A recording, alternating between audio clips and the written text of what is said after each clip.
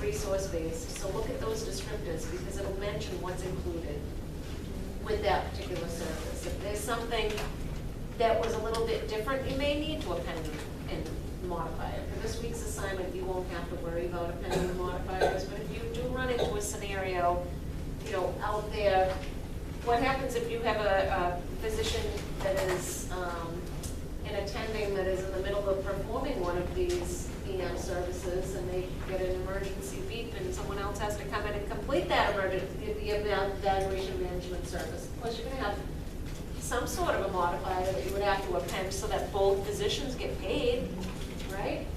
So just keep that in mind. There are going to be certain scenarios when you may have to append those, so take a look at those applicable modifiers that may be appended to EM codes.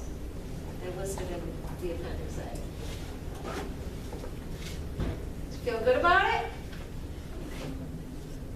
It is what it is, right?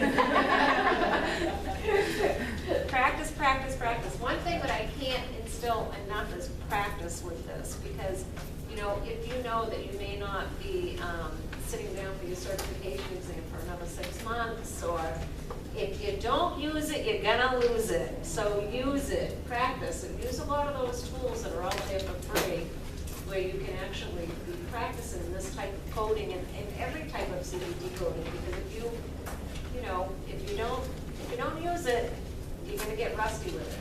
So you have to make sure that you're always looking at different scenarios and abstracting, pulling that information out. All right?